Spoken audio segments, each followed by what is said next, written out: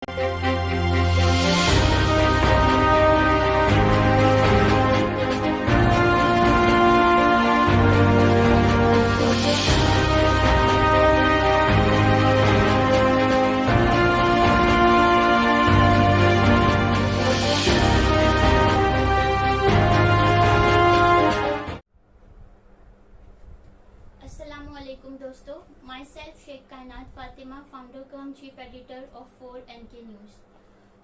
दोस्तों, आज मैंने सोचा कि क्यों ना आपसे मुखातिब हुआ जाए और कुछ रोज़मर्रा से रिलेटेड जो ज़िंदगी में हो रही है चीज़ें, उनके बारे में बातचीत की जाए। तो जैसे कि आपको सबको पता है कि 2022 जो है शुरू हो गया है और अल्हम्दुलिल्लाह से हमारे जो इंडिया है उसमें मोदी सरकार ने बहुत ही अच्छे कारनामे अंजाम दिए हैं। बहुत से वादों को उन्होंने मुकम्मल किया है, गरीबों के लिए बहुत सी उन्होंने सहूलतें पैदा की है और हर कोई जो है वो भाजपा से बहुत ही ज्यादा मुतासिर भी हुआ है। तो क्यों ना आज भाजपा के बारे में थोड़ा बात की जाए कि उनके वादे कितने सक्सेसफुल हुए, उनके बातें कितनी अच्छी अच्छी थी, कितने मीठे लहजे में कहे गए अल्फाज थे और उन्होंने कितना उसको रद्द अमल में लाया है।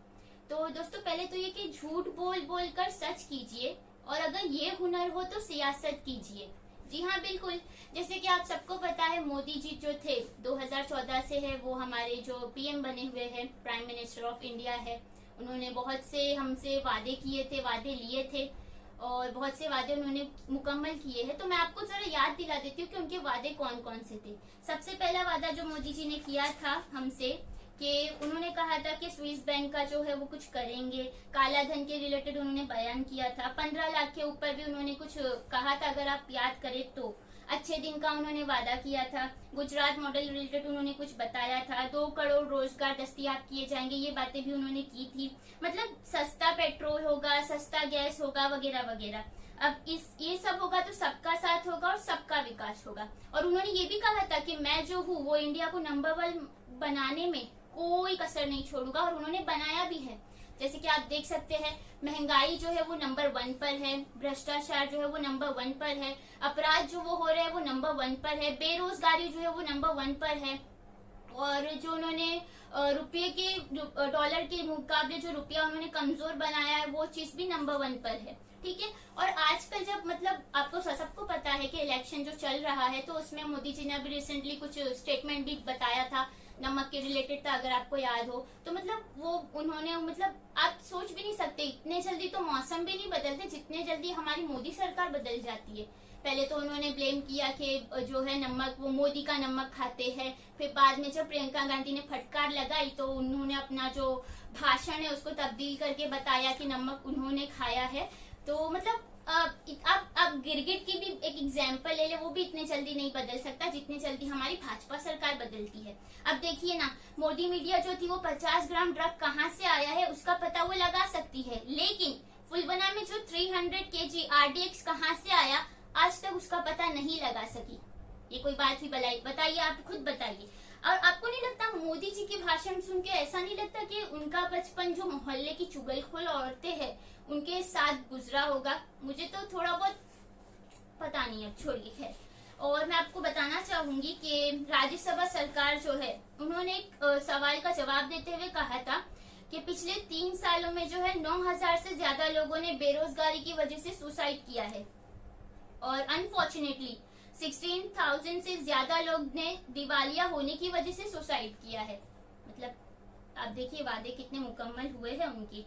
और आप ये भी देख सकते हैं कि जो मोदी जी जो है वो नेहरू जी से बहुत ही ज्यादा मुतासिर हुए हैं, बहुत ज्यादा उनको वो अप्रिशिएट करते हैं, वो उनके जो है रोल मॉडल है मे बी। तो उन्होंने 70 साल में जो कुछ हुआ, जितना कुछ हुआ, वो सारी बातें वो बताते हैं कि क्या हुआ, क्या नहीं हुआ, क्या होना चाहिए था, क्या नहीं होना चाहिए था। लेकिन इन 7 सालों से जब भाजपा सरकार आई है तो मोदी जी उन 7 सालों की बात क्यों नहीं करते? आखिर वो पास्ट में, माजी में इतने उलझे हुए क्यों है? उनको इंडिया के फ्यूचर के रिलेटेड कुछ समझ में आना चाहिए या कुछ सोचना चाहिए, उस पर वो गौर फिक्र क्यों नहीं करते? बहुत ज्यादा मसरूफ इंसान है। और मैं आपको एक और चीज मेंशन कर देती हूँ दोस्तों कि ये देखिए, आपको लगता है ना कि हमारे पीएम बहुत ही मसरूफ रहते हैं, तो वाकई में वो मसरूफ रहते हैं। अब जैसे कि यहाँ पे एक एग्जाम्पल है मेरे पास कि मोदी सरकार जो है उन्होंने प्रोमिसेस किए थे। मैं आपको रिमाइंड करा देती हूँ। देखिए उनके प्रोमिसेस क्या थे कि 2020 में जो है वो गंगा क्लीनिंग का उन्होंने बताया था कि वो 2020 तक हो जाएगा। फिर 2021 में उन्होंने बोला था कि स्मार्ट सिटी डेवलप करेंगे, ठीक है। 2022 में बोला था हाउस टू ऑल होगा, हर किसी को घर दस्तयाब किया जाएगा। और 2023 में बोला था कि फार्मर की इनकम डबल होगी। अब मोदी जी का शायद ऐसा रिएक्शन हुआ कि तुम जिंदा बचोगे तो तुम्हारी इनकम डबल होगी ना।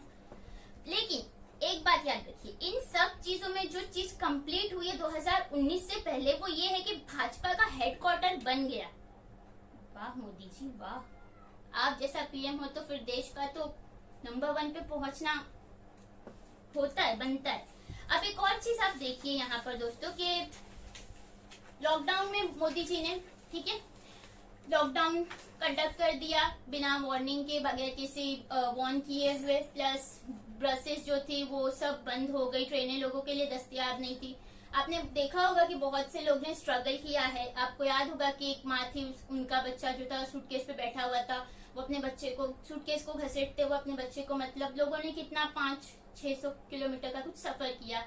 फिर एक और आपको मिसाल याद होगी कि एक बच्ची थी जिसने अपने वालिद को साइकिल पे बिठाकर मतलब वो ले गई, ठीक है। फिर कुछ नौजवान थे बिहार में जो अमेठी के रहने वाले थे, तो उन लॉकडाउन जब कंडक्ट किया गया तो उनके पास खाने के लिए एक दिन का अनाज भी दस्तयाब नहीं था। और हमारे जो प्राइम मिनिस्टर थे वो पीएम हाउस में अपना सारा समय वहां गुजार रहे थे, ठीक है। तो ये जो वादे है ना, ये आप याद रखिए कितने अब उन्होंने मुकम्मल किए हैं।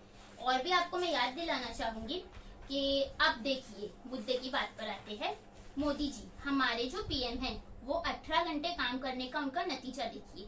उन्होंने क्या क्या काम 18 घंटे में जो किए हैं। तो उन्होंने सबसे पहले रुपया जो है ना दोस्तों, वो अब तक सबसे निचले स्तर पर है हमारे देश में। दूसरा, भारत महिलाओं के लिए सबसे ज्यादा असुरक्षित देश है अब के टाइम पे। स्विस बैंक थर्ड नंबर पे, स्विस बैंक में भारतीयों का काला धन 50% बढ़ा, 50।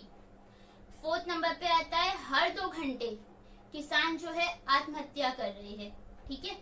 फिफ्थ नंबर पे आता है चीन का भारत की जमीन पर कब्जा करना। ये जो काम उन्होंने अंजाम देते हैं 18 घंटे, उसका मैं आपको बता रही हूँ।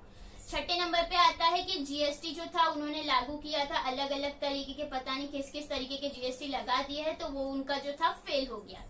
7वें नंबर पे आता है 45 सालों में सबसे ज्यादा बेरोजगारी देखने को मिली है, 45 सालों में सबसे ज्यादा, ठीक है। 8वें नंबर पर है नोटबंदी जो उन्होंने कंडक्ट किया था, ठीक है, कि काला धन जो है इससे हटेगा, लेकिन उसकी जगह काला धन तो 50% बढ़ गया और नोटबंदी का जो उनका स्कीम था वो भी फेल हो गया।